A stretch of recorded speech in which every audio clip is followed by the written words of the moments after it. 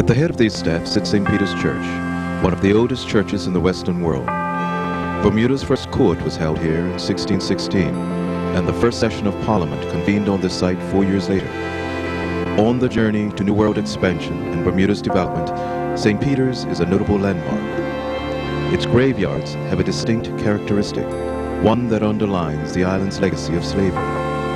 White inhabitants were buried in what is Bermuda's oldest churchyard, immediately surrounding the building. The headstones and graves are beautiful and impressive. But west of the church, through a gate and beyond the wall, lies the graveyard for slaves. In his book, Bermuda in the Old Empire, late historian Henry C. Wilkinson states that a descendant of slaves once remarked that his ancestors were buried so far to the west, it was possible they would never see the dawn of Resurrection Day. The bones of black and Native American slaves lie here, most under broken, anonymous headstones. A few, though, are clear and distinct. But what were the lives of these men and women like? How did they and others get to Bermuda, to this place, to sleep in this ancient ground?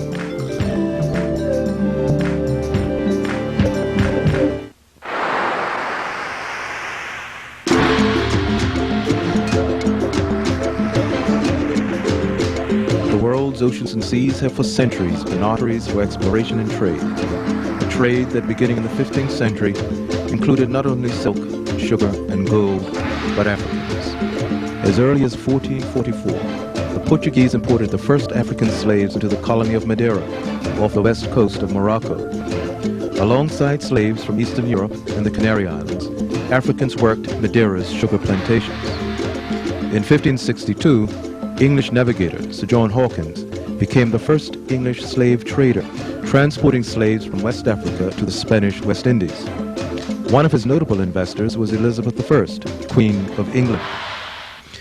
The Triangle Trade Route was the infamous three-legged journey where cargo was carried from Europe to Africa, slaves from Africa to the West Indies, and sugar and cotton from the West Indies to Europe. But it was the second leg of what eventually became thousands of voyages, the route from Africa to the West Indies, that became known as the Middle Passage, along which more than 20 million African men and women died, and 15 million survived to face a strange and terrifying new world. Often called an African Holocaust, this trade was possible because of partnerships between various African chiefs and Europeans pursuing New World expansion. Men and women of the Mandingo, Ashanti, and numerous other tribes were uprooted and sold into new lives throughout the West Indies and Bermuda. Bermuda's English settlers, the presence a direct outcome of the wreck of the Sea Venture in 1609, were engaged in various economic ventures. In 1616, two men, a black man and an Indian, were brought to the island to die for pearls. Although these two were brought here as indentured servants and not slaves, any distinction between the two categories changed fairly quickly. During the first contact period, between 1616 and 1623, there were logically three types of blacks in Bermuda: free blacks, indentured servants, and slaves. By the end of the 17th century, there would be basically two types, but overall one large class. Free blacks, a very small number, a very endangered number, and slaves. Bermuda grew comparatively slowly prior to 1640, but with a struggling agricultural trade and the supply of black indentured servants decreasing, the need for inexpensive labor saw the introduction of outright slavery, a development that grew steadily from 1640 onward. The basic logic about Bermuda in the 17th century, or the basic understanding perhaps is summed up in a 20th century cliche of PLC, or Bermuda Inc. Basically, under the Somers Island Company, that's exactly what Bermuda was. Its sole purpose was established to compete with the Spanish West Indies and to make for England the type of wealth that had been before the 17th century enjoyed almost exclusively by the Iberians, in particular Spain. That was the raison d'etre of its being settled. That was the underlying principle upon which everything was happening, to pattern Bermuda along the 17th century and 16th century Spanish activity. And with the need for cheap labor to underpin Bermuda's economic development, the auction block became common. with male and female slaves often sold by ship captains putting into Bermuda. In 1619, the treasurer, under Captain Daniel Alfrith, arrived with blacks captured from the Spanish in the West Indies. Because Governor Candle was hospitable to him, Alfrith presented Candle with 8 slaves as a token of his appreciation for being allowed to reprovision his ship. Between 1644 and 1645, another captain, William Jackson, brought many blacks and Indians captured from the Spanish who operated throughout the Caribbean. By 1684, when Bermuda's ties with the Somers Island Company were severed, slaves would represent more than 20% of the population and be engaged in various pursuits upon which the life of the colony itself depended. As locally grown tobacco became a key export commodity, female slaves were often put to work in tobacco fields. Nasty little worms, called chiggers by local slaves, often burrowed into the bare feet of women working the tobacco fields. The remedy? A needle made of Bermuda cedar used to poke out the offender, prevented disabling sores. From 1612 to 1687, Bermuda and Virginia held a tobacco monopoly until local fields, such as one that lay on Coney Island, were killed off, among other things, by ants and chiggers. The majority of female slaves worked as house servants, laundresses, nannies, washerwomen, and cooks. But it was the position of cook that was the most prized, as they could smuggle food and other kitchen commodities for their families, although the subject of slave marriages themselves does provide some question marks. There's not that much information about slave marriages. You can go through the records and you can find isolated references to it. A good source for the early days is Lefroy's Memorials of Bermuda. There are some references to slave marriages, but these references relate to arrangements between the different slave owners. And a standard sort of arrangement, business arrangement, was that the owner of the female slave would have the first child as his possession, and the second child of the union, of the marriage, would go to the owner of the male slave. And there were certain things which had to be worked out, like visiting rights and visiting schedules and that sort of thing. There are references in Lefroy's to this, but there are not a lot of references. There are some references in some of the books on Bermudian slavery, Bermudian history, which state that slaves got married by linking hands and jumping over a broomstick 3 times. Now, I've never seen anything like that in the records. It could have happened. I feel that it was something which was fairly common in the United States, amongst the slave population there, but I'm not quite sure whether it ever happened in Bermuda. Now, slaves could not get married in the church. This right to marriage did not really occur until 1827, just before Emancipation. In 1827, there was a piece of legislation which is called an act to ameliorate the conditions of slaves and free people of color, and one of the provisions in that particular act allowed slaves to marry. Marriage of slaves was legalized. However, they had to get the owner's permission, so it was dependent on the owner. The practice of halving, a term used to describe the disposition of slaves' children, applied equally to black as well as Native American slaves brought to Bermuda in the 17th century. On 2nd of August, 1651, 2 Indian slaves, James and Francis, were permitted to marry, but a halving contract was entered into between the respective owners, Philip Lee and William Williams, the owner of the Indian bride. Ownership of the couple's firstborn was deeded to Williams, with the second child to the father's master. Alternate ownership followed the birth of subsequent children. On the 17th of April, 1657, the couple's daughter, named Frances after her mother, was sold by Lee to Lazarus Owen, an indication that an earlier child had already been subject to the contract. A year later, Frances was given by deed to Owen's daughter, Elizabeth, with provision made for ownership of this young child's future offspring. Although there was a small number of free blacks in the colony, many freed because of stipulations in masters' wills, they too required permission to marry a slave. In 1660, Seaman John Davis was allowed to marry Penelope Strange, a woman of mixed race. But because she was owned by the Bermuda Company, Any offspring belonged to the company. Davis was allowed the option of purchasing his wife's freedom if he could, but until able to do so, had to pay 40 shillings a year to the company to cover her wages.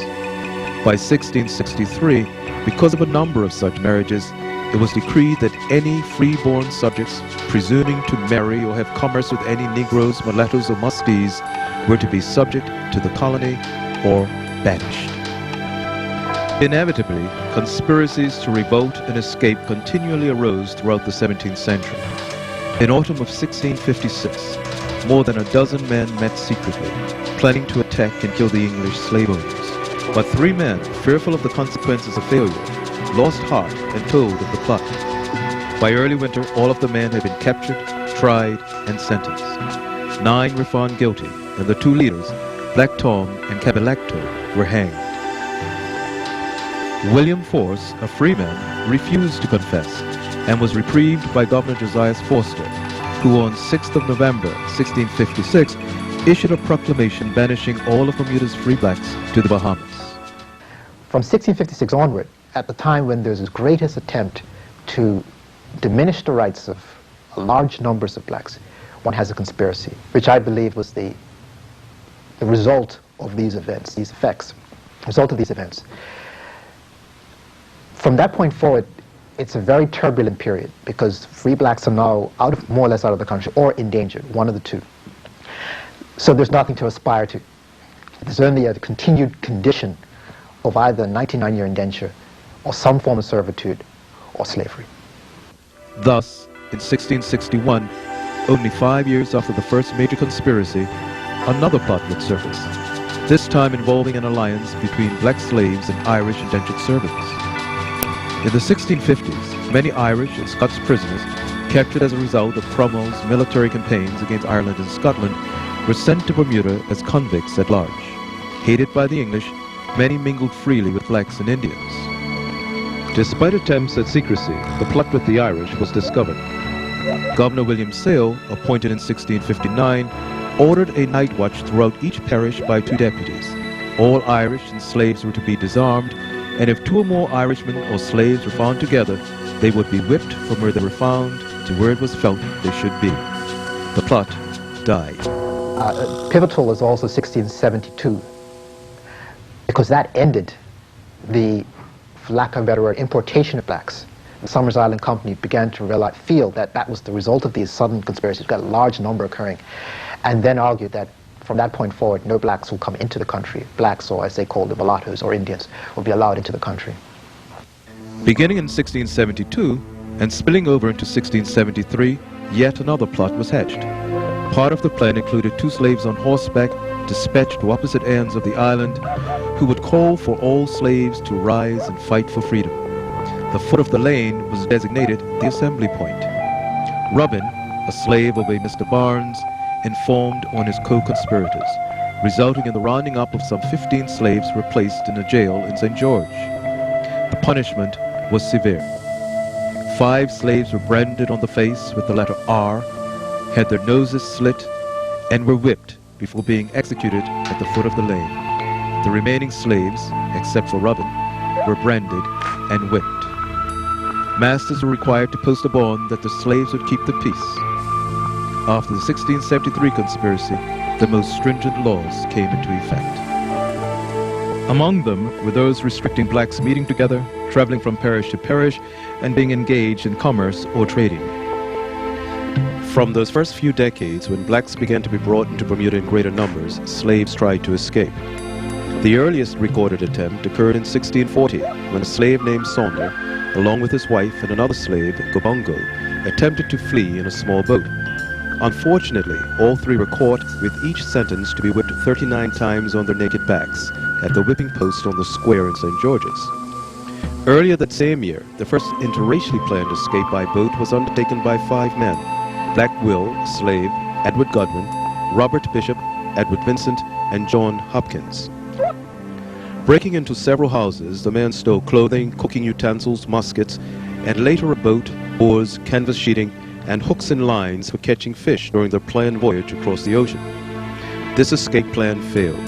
The men were captured, tried, and sentenced to death. Governor Thomas Chaddock reprieved Bishop Vincent and Hopkins, all white, but Black Will and Edward Godwin were hanged on 22nd October 1640. Some escapes, though, were successful. In 1641, 3 daring young boys set to sea and sailed into the unknown, spending 8 weeks at sea before landing on a Long Island beach where they were rescued by Indians. As escape attempts increased, a 1653 proclamation made it a crime for owners to leave boats and sails in such a way that encouraged or aided escape attempts. Fines were levied against boat owners considered careless, and any slave found guilty of stealing a boat was punished at the discretion of the parish justice of the peace. Gibbets, an upright post with a crosspiece forming a T-shape from which executed criminals were hung for public viewing, were often set up in each parish, with hangings and whippings usually performed by the common executioner. As early as 1620, the job of hangman was described by Governor Nathaniel Butler as a position befitting an inferior person. Whites shunned the odious task, and it became, with a few exceptions, a black occupation. This applied both to men and women. Sometimes slaves would be offered a choice between being punished or serving as public executioner.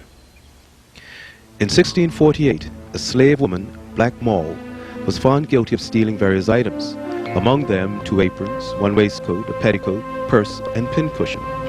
She was condemned to death, but as there was no executioner, her sentence was commuted on the condition that she execute another prisoner, a white man named Worth.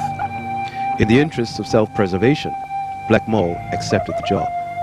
But 4 years later, another slave became common executioner in order to avoid being hanged for stealing a piece of red cotton.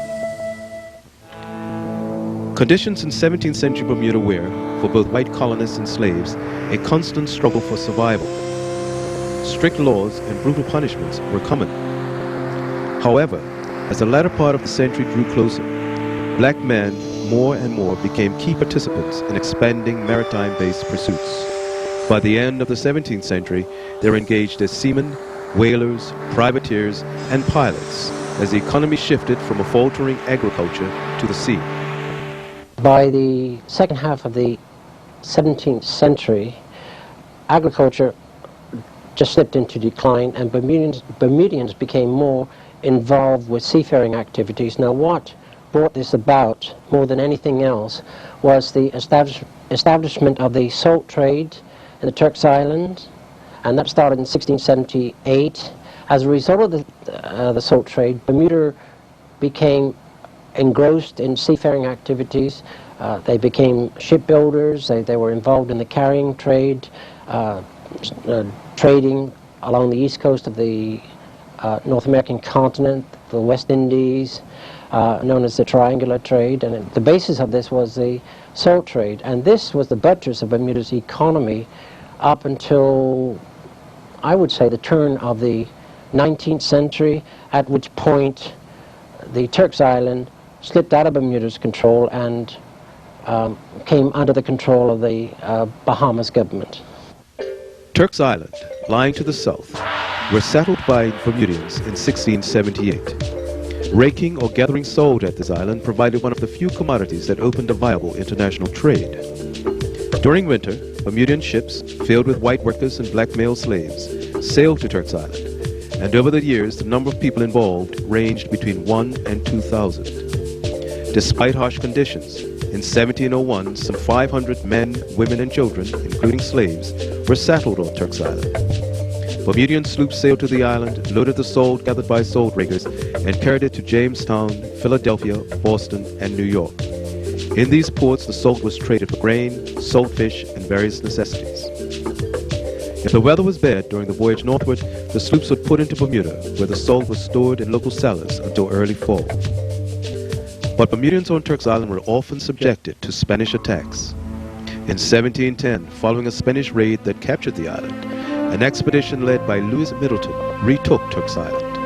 But conflict between Bermuda and the Spanish, and sometimes the French, continued for 40 years until the Bahamas annexed the island late in the 18th century.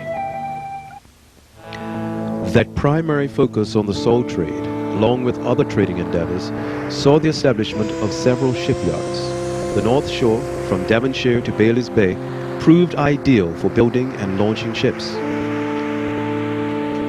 Despite being discouraged from serious shipbuilding under the Bermuda Company, Bermudians by 1687 owned 42 ships, most of them sloops, with a few barks ranging from 20 to 90 tons.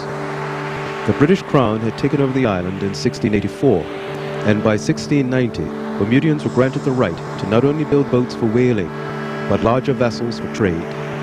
The Cedar-built vessels having established a reputation for speed and resistance to worms. These sloops were prized not only by Bermudians, but by overseas businessmen operating out of ports like that at New York. With the development of this industry that contributed greatly to the island's growth, it was inevitable that several Bermudians would turn to privateering and occasionally outright piracy. In 1691, Thomas Tew, a Rhode Island seaman, arrived in Bermuda and obtained a letter of marque from the governor.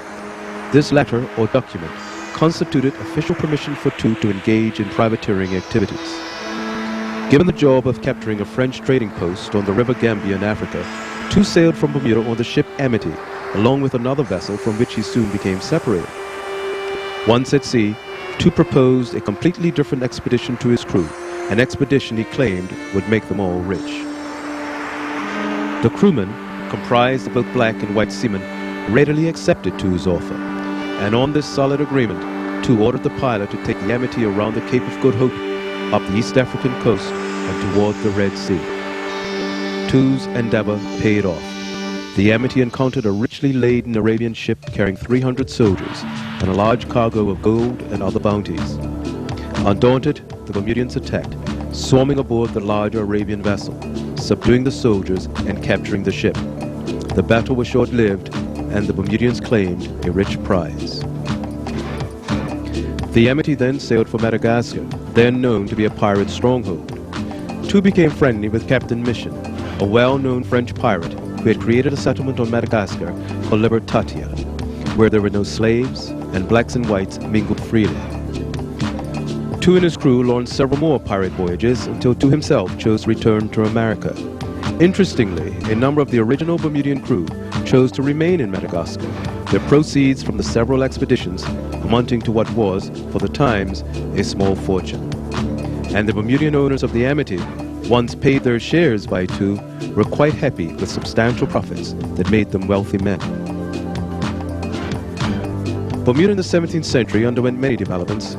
Richard Norwood, an English surveyor, had divided the island into 8 tribes, now parishes, and what was then called the public land at St. George's. Slaves had arrived from ships trading in the West Indies, from captured Spanish vessels, privateering voyages, and shipwrecks. Because ships often came to grief on Bermuda's reefs, captains and passengers frequently had to sell their valuables, which sometimes included Africans and Indians. Although only a few ships arrived here directly from Africa, a saying developed around such African ventures was that of going to catch blackbirds. In 1672, a Bermudian ship sailed to Guinea on the west coast of Africa, returning with 125 slaves, half of which were sold in Bermuda, with the rest sent to the auction blocks of Virginia and the Carolinas.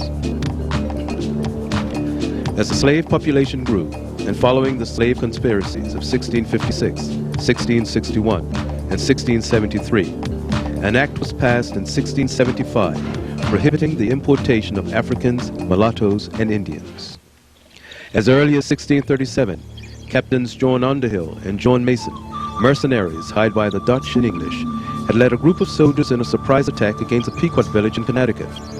When the last musket shot had fallen silent, burning wigwams and the point of the sword had taken more than 600 Pequot lives.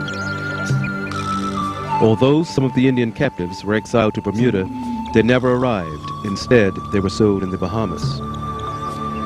But 7 years later, Captain William Jackson put into Bermuda with a small band of Pequot captives. Jackson, on behalf of the Earl of Warwick, became one of the key players in the transport of slaves to Bermuda, bringing Indians from the American colonies as well as from the West Indies. The shipping list of January 1644, as recorded in Lefroy's Memorials of the Bermudas, states that Captain Jackson brought many Negroes and Indians captured from the Spaniards. Although exact numbers locally of Pequot, Mohegan, and other tribes are unknown, the island's legislative acts and other pieces of correspondence and letters between the Somers Island Company and local authorities indicate that their population was significant enough to warrant mention. Today, many Bermudians claim Indian ancestry, and several of the recorded conspiracies show that Indians, as well as blacks and Irish, played important roles. Indian John, a slave belonging to William Malagon of Smith's Parish, had tried to burn down Malagon's house. He was caught and found guilty by a council headed by Governor Florentius Seymour, who was appointed governor in 1663. On Gibbet Island, a small islet at the mouth of Flett's village, Indian John's head, arms, and legs were cut off, and at the sheriff's discretion, the severed parts were exhibited on poles throughout Bermuda. The message was graphic. In 1682, shortly after the spring corn planting, an Indian from Harris's Bay and 4 black slaves plotted and escaped. Their plan involved the killing of each master and then a flight to Spanish Point where a boat had been hidden. The plan was foiled when 2 of the conspirators confessed. Tom, the ringleader, was tried and sentenced to death, but his owner, Thomas Smith, petitioned the governor to commute the sentence to banishment. But relations with Indians did not always involve conspiracies. Several years earlier, in 1677, authorities were told that an English woman had married an Indian slave, a taboo difficult for white colonists to believe and even harder for them to accept. A jury investigated but could neither prove nor disprove the allegations. However, to prevent such marriages, the Bermuda Company decreed that all English colonists required a license issued by the company before they could marry. Prohibition of intimate relationships between the races was not new. In 1663, all sexual relations between whites, blacks, and mulattoes had been forbidden. The word mulatto, incidentally, first appearing in local records around 1640. And in 1668, mixed-race marriages were legislated against and punishable by banishment or penal servitude.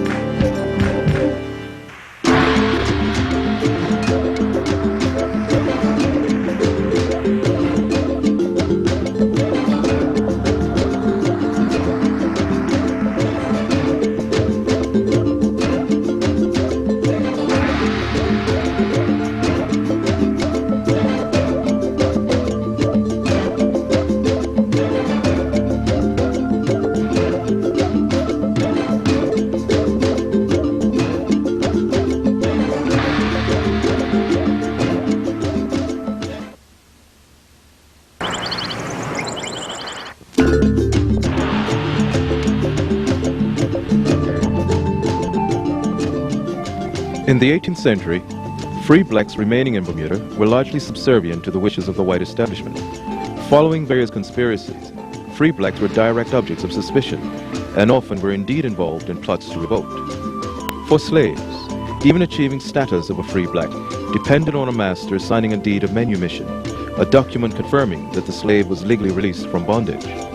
Sometimes a slave could purchase his or her freedom, but this could only be at the behest of individual masters. Despite numerous restrictions, black men and women, whether free or slave, excelled in the many skills crucial to Bermuda's survival as a colony, with the men generally following a maritime heritage. They were vital to the economy because in some cases I think the entire crew of some of the ships were black seamen. They were in most cases slaves. In some cases they were free people of color, but they formed the crews of the ships. They were involved in the salt trade, the carrying trade, very, very important, vital to the industry. And in fact, I remember reading one reference to the fact that the shipwrights, a majority of the shipwrights were black slaves. I remember that particular reference, and that was towards the end of the 18th century. When whalers brought their catch ashore to any one of about a half dozen whaling stations established around the island, they would often cut huge slabs off the flanks of the whale and toss them to men and women waiting eagerly at the water's edge. This valued food was known to the slaves as sea beef and became one of the staples of the slave diet, prepared by black women for their families. The bulk of female slave labor was devolved in domestic activity. Cooking, washerwomen, maintenance of the household. That was where the rigid division of labor occurred. Farming was also devolved on female slaves. Care for children as well. No one of them ended up in the overseas trade, although a large number of them were involved in domestic trading in Bermuda. Domestic trading would have meant things such as huckstering, selling of goods in the country, oftentimes much of it clandestine, but the best way one slave could survive in Bermuda's economy. Black women were also nannies as well as nurses for both whites and blacks. Just as commonly, many were midwives, delivering many a white baby, with some subsequently becoming a nanny to that particular child. In keeping with the utilization of the island's natural resources, black women gathered and learned how to use local plants and herbs, becoming quite skilled. These resources were well utilized as they were gathered and prepared for use as home remedies and useful aids. Wood ash was mixed with well water to make bleach, prickly pears were used to dye cloth, sagebush leaves cleaned the teeth, and cedar berries were crushed and prepared as syrup for coughs and colds.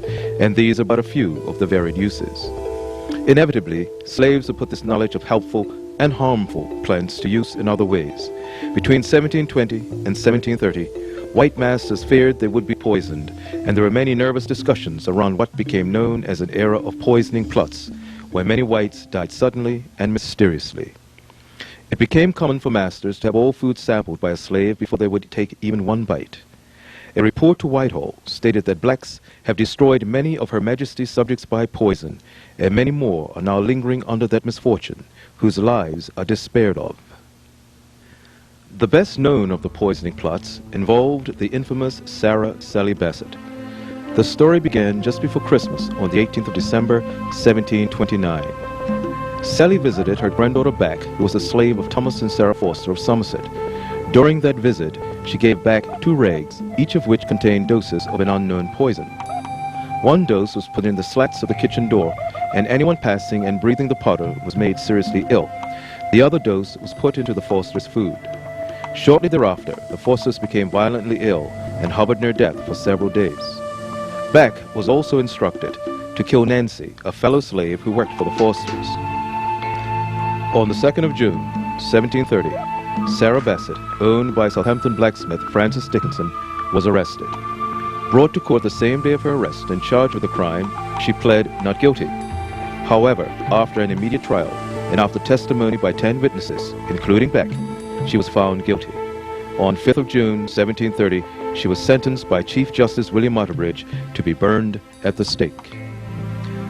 On her way to Crow Lane, and followed by hundreds of slaves, Sally is said to have humorously told the crowds to slow down because the fun wouldn't begin until she got there.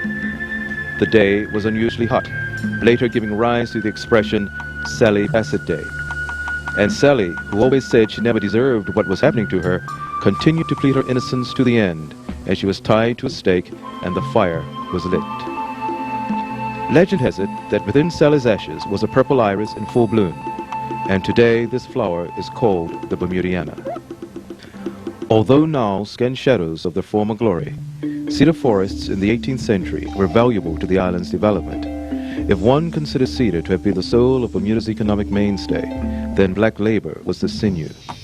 But entwined within this fabric were the lives of black male and female slaves, men and women who struggled to survive together, even as they and others feared having their children sold or taken away, and brothers, sisters, mothers and fathers executed or banished. Yet, even in the face of such conditions, love between black male and female slaves often triumphed. One story about two lovers has been noted by the late author William E. S. Zool in Bermuda Journey. John, said to be a big, strong young man, lived in flats, and his girlfriend lived on the other side of Harrington Sound. Without the required pass from his master so that he could visit his friend, John, on several nights, swam across the sound to visit her. When his master discovered these nocturnal exploits, John was chained to a stake each night to prevent these secret excursions. This proved useless. John, on finding it impossible to break the chains, tore the stake from the ground and swam across the sound, chains and all. This display of devotion between the two lovers eventually persuaded both slave owners to allow them to marry. Runaway slaves were, not surprisingly, fairly commonplace throughout the century. A reward was usually offered for the slave's capture, and once recaptured, the slave was usually punished. Most slaves headed for a familiar parish, while others fled to St. George's, where they hoped to stow away on board an outgoing ship. But it was to Spittle Pond and Smith's, where one slave named Jeffrey fled. His master looked for him for several days, but failed to find him. Jeffrey had simply vanished. Several people suspected he had managed to escape on board a ship. After a number of days, Jeffrey's master noticed that one of the female slaves was slipping from the main house every day at sunset, carrying what could be food. The first time he followed her, she eluded him and he lost her in the trees. The woman had been taking food to Jeffrey, who was hiding out in a hole or cave near the rocky shoreline, not far from Spanish Rock. But the next day, with a friend, Jeffrey's master retraced the female slave's route and discovered Jeffrey hiding in or near the cave. The auction block was common to slaves in the West Indies, North America, and Bermuda, and the prices of slaves depended on several factors: the age, health, and whether, as in times in Bermuda, an open market or ban was in effect at a particular time. During the 17th century, young children sold for £8, or the equivalent of 17 to 20 US dollars, while able-bodied black and Indian men were purchased for upwards of $60. A female slave born in Bermuda was valued at more than 50 US dollars, and prices for male and female slaves doubled by the late 18th and early 19th century. A report to Whitehall in 1789 showed the current value of a Bermuda-born slave laborer was 180 Spanish milled dollars, roughly 100 US dollars. Slaves were frequently hired out for various duties by their owners, who negotiated for and received any compensation. In these circumstances, it was not uncommon for the slave to receive a third and his owner 2/3. However, when slaves managed to secretly do the odd job or two for someone else without their master's knowledge, the response, like one in the local Gazette in November 1784, was to warn whites who hired slaves under such conditions that they would be vigorously prosecuted for not having gained permission from the slave's master. Other warnings threatened ship captains with prosecution if they took runaway slaves on board their vessels to spirit them away from Bermuda. As Bermuda pursued trading and privateering ventures throughout the 18th century, the often violent rivalry between Bermuda and the Spanish continued. Spanish warships attacked and seized Bermudian ships trading in the West Indies, often taking seized vessels to Cuba and St. Domingo. The brigantine Hezekiah, owned by local merchant Hezekiah Frith, was captured by the Spanish in April 1797 and taken to Havana, where the black and white crewmen were separated. Frith himself was released and he returned to Bermuda. Unfortunately for Frith's black crewmen, since they were slaves, they were held captive by the Spanish. Frith made concerted efforts to obtain their freedom, but was unsuccessful, with the result that the black crewmen were held captive in Cuba and put to work at hard labor. One of the men, John Graysbury, would later tell the story of his captivity. He had been compelled to remain in Havana, working in that dockyard, and kept in irons for 22 years, and only occasionally relieved of his chains. When an insurrection broke out, he was ordered to leave Cuba within 15 days or be sent to one of the outer islands. Fortunately, he did manage to return to Bermuda many years later, alone, an old man, his fellow shipmates having either died in captivity or escaped to America. Graysbury had been away from Bermuda for 47 years, and when he returned to the island, he lamented that he found himself a completely forgotten man in the land of his birth. Education of slaves was generally frowned on, although there were those masters who did teach their slaves to read and write. but most Bermudian owners believed that an educated slave taught Christianity was a dangerous slave. Throughout the slavery period, and there were sort of different phases, and practice varied from time to time, but generally there was a very strong prejudice against educating slaves, a very strong prejudice against baptizing slaves, exposing them to Christianity, right? And there are some references to slave owners who actually expose them to Christianity, who provide them with a basic education. There are some references to missionaries who came out here, and they actually baptized a number of slaves on different occasions, right? I suppose during periods when the prejudice was not that strong. However, the Methodists in the end of the, particularly the end of the 18th century, were interested in spreading the word, particularly to slave populations in this part of the world, and they sent out 2 missionaries to Bermuda. One was a man by the name of Stevenson, who came out in 1799. He was out here for 3 years. At the time, there was very, very strong prejudice against the slaves, and perhaps this, some of this prejudice stemmed from the fact that a few years before there was a revolution in Haiti, and the people in authority may have been, and it seems as though this is the case, they may have been very, very apprehensive about the slave population. So there was strong prejudice against Stevenson. He didn't make very much progress.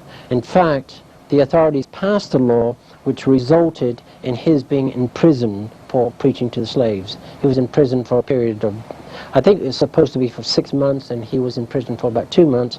At the end of that time, he left the islands. He was jaded, dispirited. He hadn't succeeded. This thrust toward educating slaves had begun earlier, as those whites who supported educating and baptizing slaves initiated efforts toward slave education, and the Bible was generally the first book read by a slave who could read. The advocacy occurred long before Marsden. Governor Henry Hamilton advocated the idea of that, on the basis of what he saw, were a great deal of interest in the idea among blacks. And then he took it one step further and said that since there is the interest, let us satisfy the need by providing institutionalized education for blacks. Marsden and the Methodist would be the ones to push it forward, primarily as a result of the efforts and the interest of Dr. Thomas Coke, the president of the Methodist organization in Britain. Perhaps interestingly, during all of this, organized education did not exist for white children, and the first whites to benefit from systematic instruction were those from the island's wealthy and influential families. On a Monday night in October 1761, a Smith's Parish mariner overheard voices coming from nearby trees. The voices, those of several black men and a female slave known as Frank, were discussing what was, until its discovery, one of the best planned conspiracies in Bermuda's history, with more than half of the island's black population involved. Several slaves were eventually arrested, and after months of questioning by authorities, suspected ringleaders were either executed or banished. The conspiracy of 1761 was pretty basic in terms of its aims and its designs. Basically, the whites were to be destroyed in mass, if not all of them, and the government was to be turned over to the blacks. The conspiracy collapsed after several blacks were overheard, and the result was a general roundup and a questioning of the blacks, the execution of several of its members, people who were alleged to be a part of the conspiracy. One, in fact, was executed in Warwick, Assemblyman Parker's property. The rest of the blacks who were alleged to be concerned were expelled, many of them attempting to go to the Bahamas, although Bahamas passed a law to prevent that from happening. But they certainly were thrown out of the country.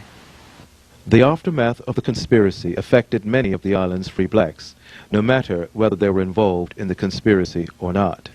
One event developed around a free black woman who had the strength and conviction to go to court to seek redress for her problem.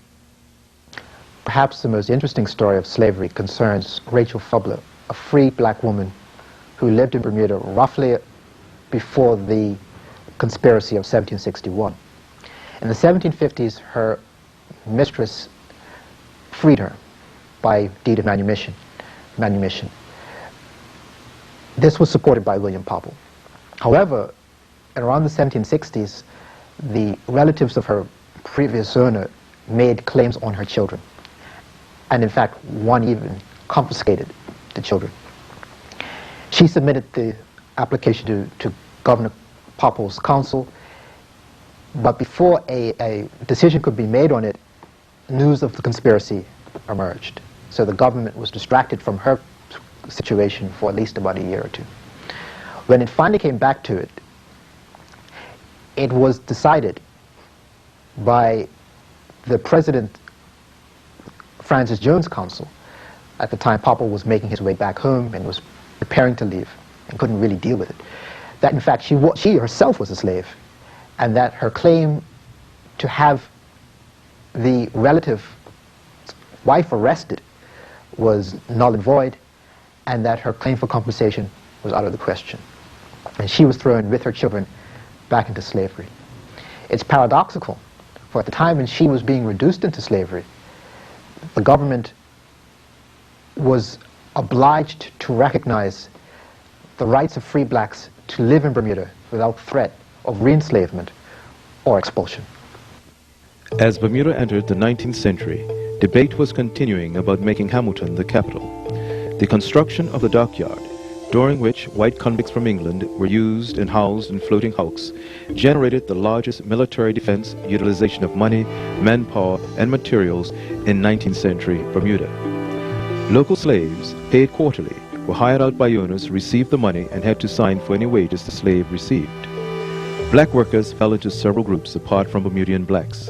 Among them were French slaves who were brought to Bermuda from Guadeloupe and Martinique. When the War of 1812 broke out between America and Britain, declared by the United States in response to Britain's impressment of sailors from U.S. ships and its blockade on U.S. shipping during the Napoleonic Wars, large numbers of American slaves sought refuge under the British flag. Many were sent to Bermuda, arriving penniless and often in bad health due to dysentery. Once here, they were forbidden to settle and were employed on Ireland Island. The women and children were engaged in picking oakum, a fiber sometimes treated with tar or creosote and used chiefly for caulking seams in wooden ships. Along with refugees from Florida, these American slaves erected housing on Ireland Island, wooden shanties that gained names such as Main Top and Negro Loft. These slaves and refugees remained on Bermuda until 1822, when they were transported to Trinidad. Along with black Bermudian slaves, they helped lay the foundation for the Dockyard. A significant blow against slavery occurred in 1772, when British Lord Chief Justice Mansfield, hearing a case involving a black man named Somerset, stated that slavery was so odious that nothing could be suffered to support it but positive law. And with no such law in England, from that moment on, all slaves in England were free. Not only did Somerset walk free from the court, but so did 14,000 other blacks in England find themselves free men and women. The situation in the colonies was different, and men like William Wilberforce and Thomas Clarkson, seen here addressing the 1840 convention of the World Anti-Slavery Society in London, led the campaign which ended the British slave trade by 1807. It would be 27 more years before it came to an end in Bermuda and the colonies. Despite lingering slavery, though, Cobbs Hill Wesleyan Methodist Church, near the boundary of Paget and Warwick parishes, was built by slaves and free black Bermudians. Working at night and on holidays, determined men and women carried stone to the building site from a nearby quarry. Edward Fraser, a well-read and articulate man who eventually became a recognized Methodist minister, was the driving force behind the construction. Fraser had been born a slave in Barbados in 1798 and was brought to Bermuda in 1818 by the Francis Lightbourne family who lived in Paget. On 17th November 1827, after many years of committed effort by Paget and Warwick parishioners, the Cobbs Hill Wesleyan Methodist Church was dedicated. And several months later, Fraser was granted his freedom. Both he and the black congregations had been greatly helped by Chief Justice James C. Eston. This tiny church, with its small balcony and cedar pews, is a fine testament to those early builders. 7 years later, Bermuda slaves would be released from bondage, and this church would welcome former slaves to a Thanksgiving service. Along with various advertisements were notices requesting slave owners to file for compensation for the release of their slaves. Bermudian slave owners, some 68 whites, which included 10 women, were entitled to share some 50,000 pounds, each owner receiving an average of 27 pounds for each slave. And among the white slave owners were a few black slave owners as well. There were black slaveholders, but that should be put in a context of black ambitions.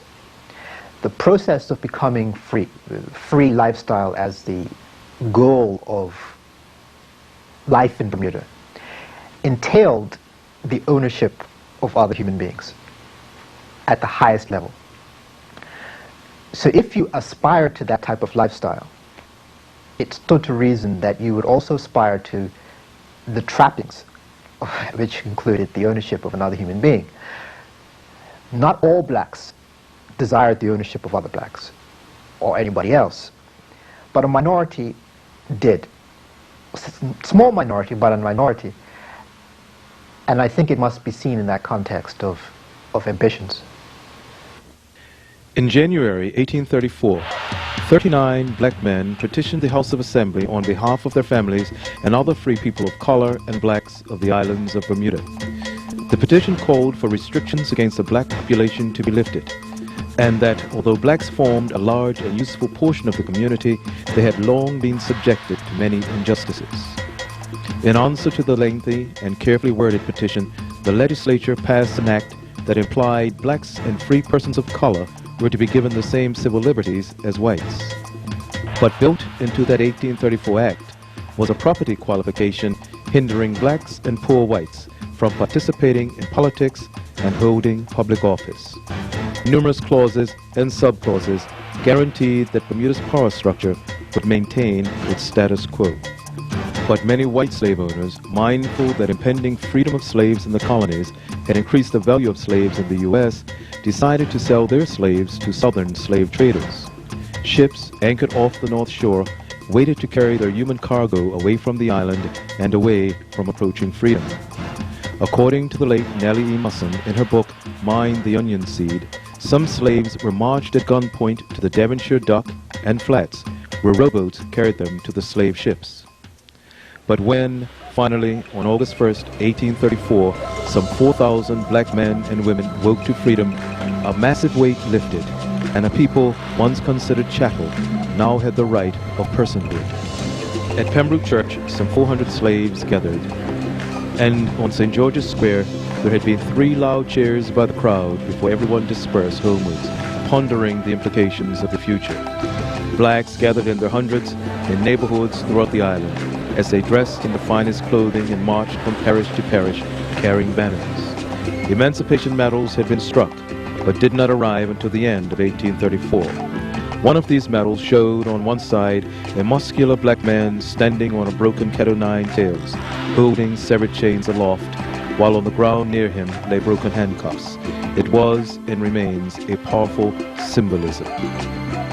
Emancipation was obviously it was a traumatic, a dramatic event for Bermuda, as it was for the rest of the British colonies. It passed, it came and went very peacefully. There were some people in Bermuda who felt, oh, we're going to have unrest, you know, and a lot of turmoil, but it passed very peacefully and with dignity. The friendly societies and the lodges, after emancipation, and even before emancipation, played a major part in enabling the freed slaves to adapt to the changes of freedom by providing them support services. There was also prejudice which was there during the slavery period, which did not dissipate. It was consolidated after emancipation. one of the misfortunes of the Emancipation period was that the authorities did nothing to guarantee that with emancipation you got equal rights. It did not happen because segregation, discrimination became deeply rooted, as it was before, or continued to be deeply rooted in Bermudian society. For more than 2 centuries, black Bermudians had conspired, died, been banished, and survived in the struggle to attain their freedom. That August day marked not only the end of an era, but the beginning of another, a new sunrise on the long road and upward climb in the quest for lasting freedom.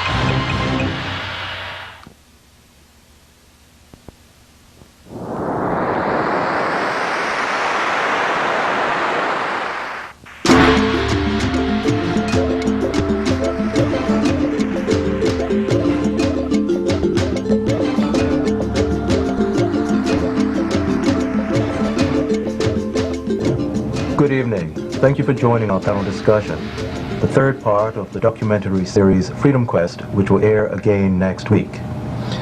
What is the state of Bermuda's black community? What issues beg attention now and as we enter the next millennium? These topics and others will be addressed by our panelists this evening.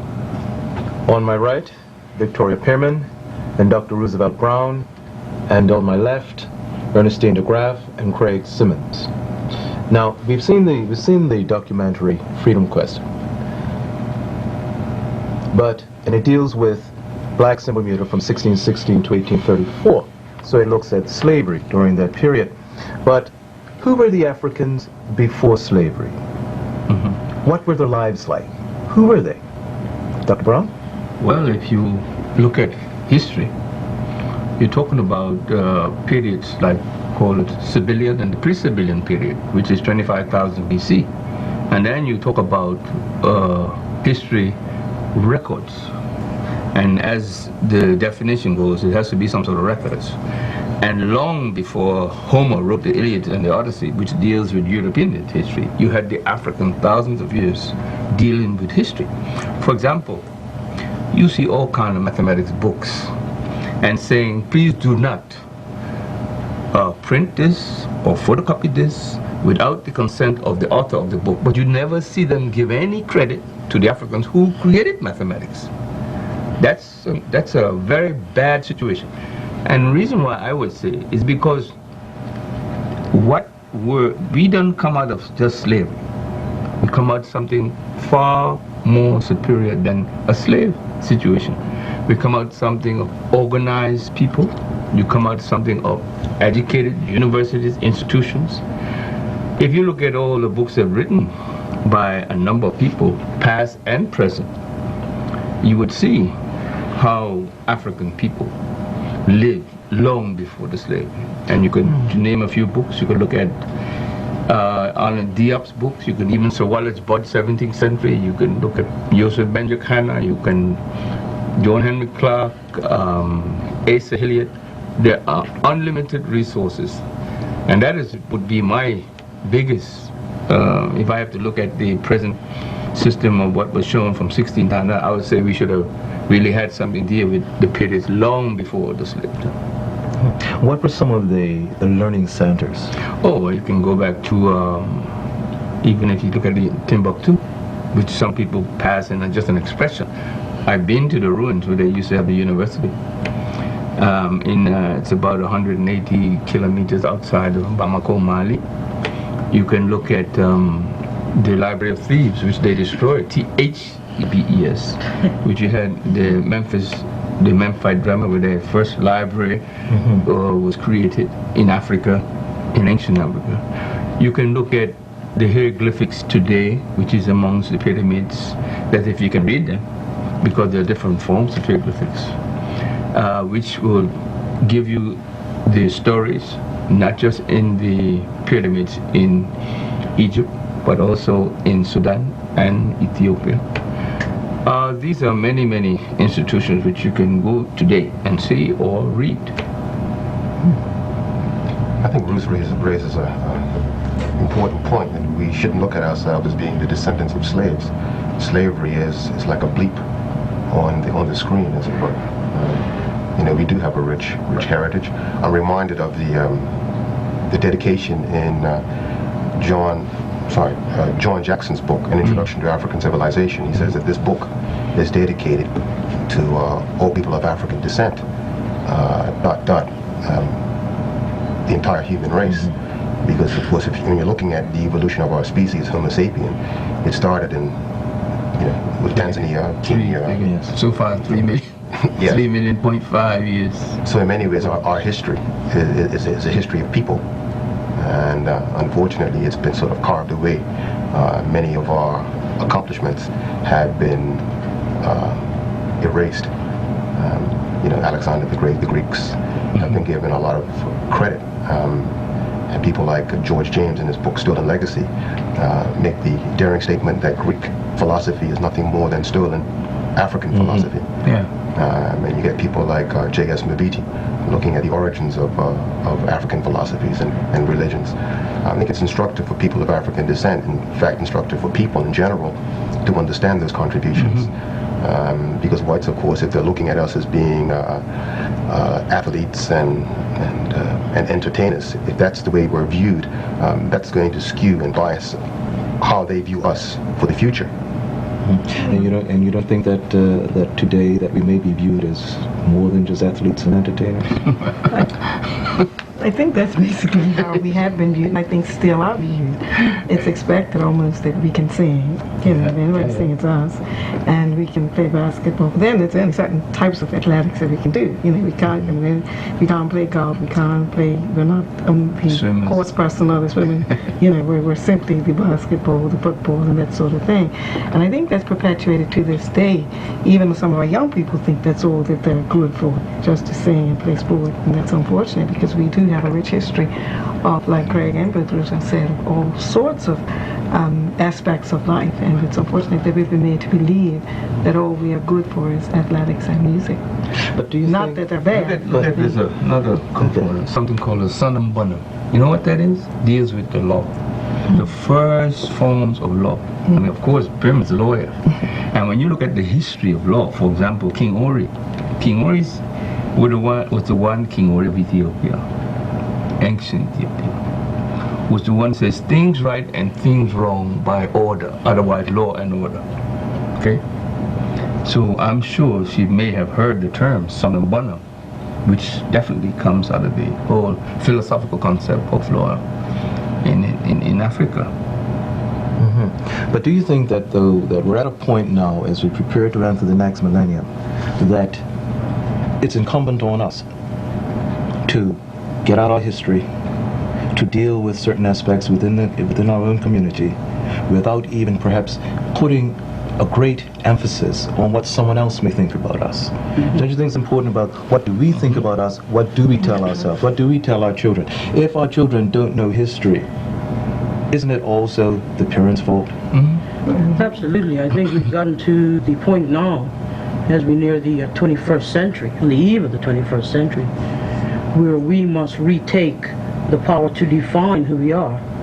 I think for far too long, we have allowed everyone else to define us. And surely we have now reached the point where we must define ourselves. We can only do that with a strong sense of history, because as we look into the abyss that faces us, we are faced with challenges that will overwhelm us. That we will be faced with difficulties and problems at the society and the family level that we have never had to deal with before. And the only laboratory that we have to guide us is the laboratory of history. So it becomes very imperative. Unfortunately, very often, even those of us who like to think of ourselves as well-read and educated are not students of our history. And sometimes this is because we've been too lazy to delve. It hasn't been presented to us. We've been too lazy to delve. And other times what we have, inquired into has been written by someone else. So we are at a very challenging time. To bring it closer to home, I think about Bermudians. I think one of the greatest challenges that Bermudians face is learning to think like a Bermudian. Most of us are educated overseas, and that brings with it its problems, because the university student is like a photocopier. They tend to memorize what they see in the books. They memorize the models, and they bring these models back to this island that sits atop of a mountain, 13,000 feet above the sea bottom. This platform, this volcanic platform that's grown some coral, and they're bringing back models from some massive continent, North America or Europe or wherever. And many of these models are appropriate for those environments, but not appropriate for this this volcanic island out in the middle of the Atlantic. And the education that we receive overseas is important, but at the same time, as Vicky has said, this needs to be grafted onto our history, the history before Bermuda, the history since Bermuda, the history since Emancipation. And I think with these kinds of things, we can build a Bermuda that serves us all. I think, to add to what Craig and Vicky have said, my feeling is it begins at home. So many of us don't even know our own family history because we don't take the time to find out. We've let our parents and grandparents go to their grave with a wealth of information about who we are as people, family. I think of my family, my mother and my grandfather on my husband's side had wealths of knowledge that only periodically we heard about. We didn't record it, we didn't. And when we think about that, we've let that go. Then, as we're saying, our local history, and then of course our international history, we find ourselves at a real deficit. And so our young people today are very lost in terms of who they are because they have nothing to hold on to. And parents, unfortunately, don't seem to be spending the time making them recognize their worth historically. So like they say, if you don't know where you've come from, you don't know where you're going, you don't know what you're all about. And I think what we're seeing today in terms of behavior is partially a problem as a result of that problem. Because if you knew you were from a certain heritage, if you knew what your family stood for, I remember we were always told our name was important, we were not many, and we had to stand up for that name. You don't hear many people saying that now and explaining that sort of thing. So hence, we see our young people, sometimes our older people, who don't seem to care and don't seem to have any interest because there's nothing that they feel that they're really worth fully based on their history. I think that that's very well said. And in the context of a freedom quest, for example, there was such a wealth of information in those 2 half-hour segments that I sat there spellbound. The mind started to race and I started to theorize on all sorts of things that may have led us to where we are today. It's important that we feel connected and a part of things. And very often in Bermuda in particular, there has been a feeling of displacement. There has been great strides, and there's a lot that we should, be proud of. But very often we're not exactly clear on the connections. How did we get from 1834 to where we are now? How did we create these incredible individuals through the lodges and the friendly society? Well, we don't know about those things. There are those, and when I say we, of course there are those who have been very disciplined. And there are the Dale Butlers of Bermuda, there's the Ira Phillips of Bermuda, there are the historians who have and Dr. Eva Hodgson, Dr. Cyril Packard, the list goes on. There are those who have persevered to create and write the history. But it's not always as accessible as we like. Not everybody, unfortunately, in Bermuda likes to read. So Freedom Quest went a long way to presenting it in a form that was in your face, so to speak, visual. Those sorts of things help us. They help us to. Very often in Bermuda, the way we talk, you would think we just trucked out of the sky. You know, we get mad if you call us West Indian. You know, we want to crush you if you call us Black American. We're like we came from Mars. Someone will probably want to fight you if you call them Bermudians of African descent too. But these sorts of connections are vital if we're going to be able to adapt and create a society worth belonging to. Now, you've also said something, and it is extremely important, but it brings up a question too, that when we look at the linkage from what you've said, how exactly then, in the society that is changing so rapidly, at such an exhilarating pace, that perhaps some of us are being bewildered by it. So, what is it now to be a Bermudian, to think like a Bermudian? Exactly how do we define that in terms of what is it to think like a Bermudian? I don't know that it's really changed. I mean, through time, I mean, Bermudian, I'm going to talk like the economist again, but the structure of our economy has gone through tremendous changes since 1600. In the post-Emancipation period, there were some major shipyards in Bermuda, you know, manned by or owned by black folk. Charles Rattery, James Ziral, I mean, they were building some huge ships. They were at the center of sort of the key pillar, the main pillar of Bermuda's economy. Steamboats, iron ships came along and rolled these guys over. But they didn't lay down and die. They adjusted. They got into building smaller boats. They explored new avenues. They got into dry goods trade, agriculture. I think one thing that is common, one constant in sort of Bermuda's history, has been the ability to adapt, to change. And I think that's one of our strengths, our creativity. Yeah, with all the adversity. With all the adversity. You know, remember people coming here, and you know, starvation was not something unusual in Bermuda. You know, we came along some very hard times, but people would use things like the palmetto, the cedar tree, to get by, for housing, for food, and so on and so forth. And perhaps in this latter part of the 20th century, we've lost a bit of that edge with our sort of jumping into sort of international, into the international economy. But at the same time, I think that's developed new skills, skills that we're going to need in the next millennium. But yeah, Bermudians, I think, are creative people. They're an entrepreneurial people. I think that gives us the tools that we will need to survive in the next millennium. For some reason, I guess because we're such a small society, but I find Bermuda is a very educational society. You can do something here. I mean, you know, when Greg talks about skillful people, you have to take back the time how we managed to build a house from the foundation and put it all around us. The foundation is the stones, carving out the stones. Nowhere else in the world do they build houses with a slate on the roof, or even to cut the cornerstone to make the gutter stone. Nowhere else in all the places I've ever been do they build in that fashion. And most of the people who did that, you have to look at it, what kind of people were they? There were people who were black people, African descent people. When you talk about stone quarries, cutting up stone, I worked in a stone quarry as a teenager, learning the skills. I mean, you talk about education, for example.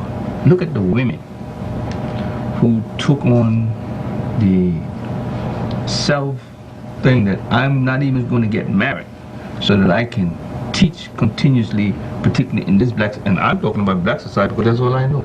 Really, I read about other things, but a living experience, this is what I lived. You can read that even in Nellie Mussins, and I met some of those teachers. You know, they passed on now. But the adaptability, where Bermudians can adapt, that's what I feel as a Bermudian, really, now. You know, and I can say, been feeling like that for a long, long time, even when I'm not here. Yes. You're always here. But when we look at it, interesting, you mentioned adaptability. Did the black community adapt well when, at least legally, segregation was overturned? When we looked at integration and coming out of the 60s and the civil rights era, coming out of the Black Power conferences and so forth during that particular period, what was the effect of desegregation on the black community? When you say segregation, I mean, it was devastating, but that doesn't mean we just rolled over and died. That's why we are here now, where we are here. Yeah. Although, with all the things. And I have to take it back even further to say, well, what did we get after the freedom of slavery, 1834, when we know that the white population got lots of money and we got zero. We got all the humiliation, the segregation, and etc. But with all those adverse things that happened, we survived. As I said, but the skills, they did all kinds of things. And so therefore, even the question of integration, you have to say, well, what did integration do for us? And you have to look at integration according to whose value system. And what did it do for us? I think the issue is what was integration, rather than was desegregation a good thing or a bad thing. What did we mean? What was the Bermudian spin on segregation and desegregation and integration? It wasn't about taking black and white and putting them together. That would assume, I think, a bit much.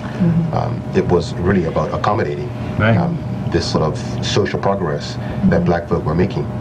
And it was a sort of savvy move on the part of the white power structure to recognize that these people, black people, were making strides. They had a history of progress in this country, of creativity, and it was a matter of how do you accommodate these people.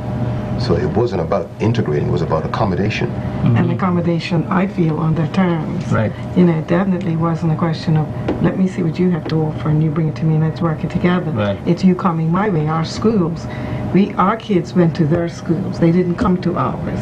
And in every instance, it was a case of us going to them, like, what you have is acceptable and right, what we have is not. Right. And so indeed, I see that as really having almost been more destructive than indeed instructive, or progressive perhaps is a better word, because what we've seen is our people have, instead of coming more together, have more divided. One thing I thought we always had going for us in my lifetime, and I think even before, was a sense of community.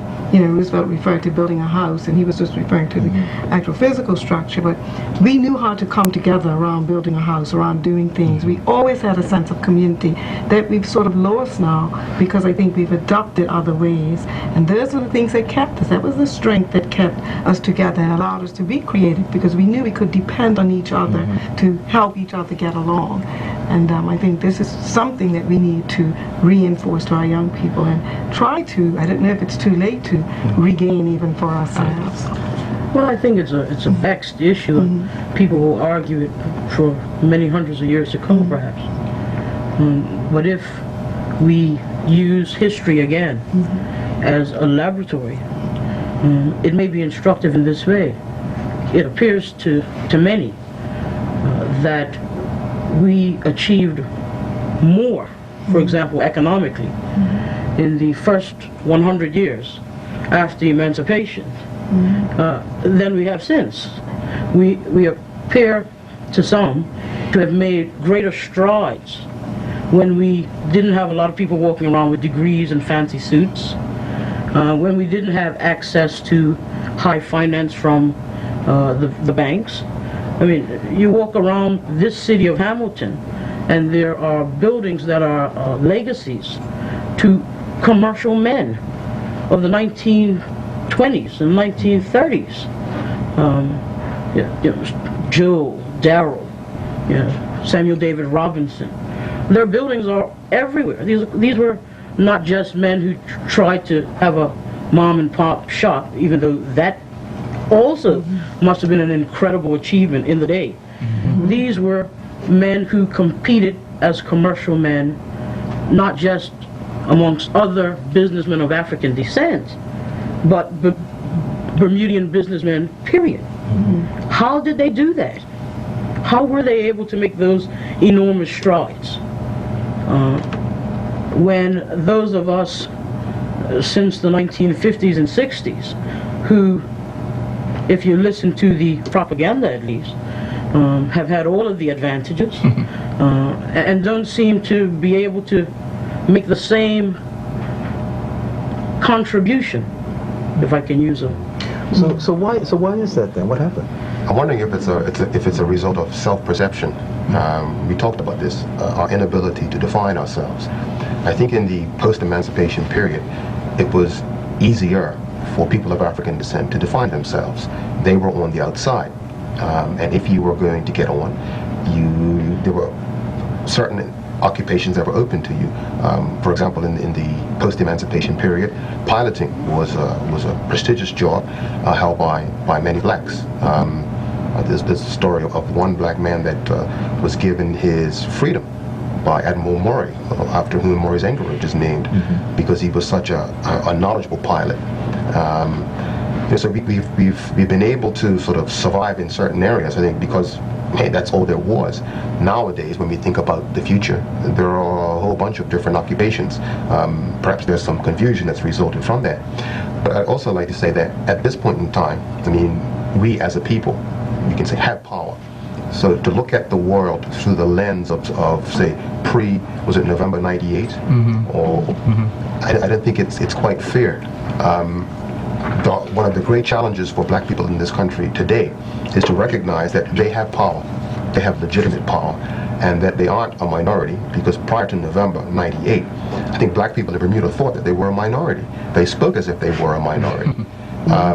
Let's hope that November taught us one thing, that we are no longer a minority, and that we need to behave as if we are in power, because if you don't do that, you're always going to be at a loss. Psychologically, you're starting from a defeated position.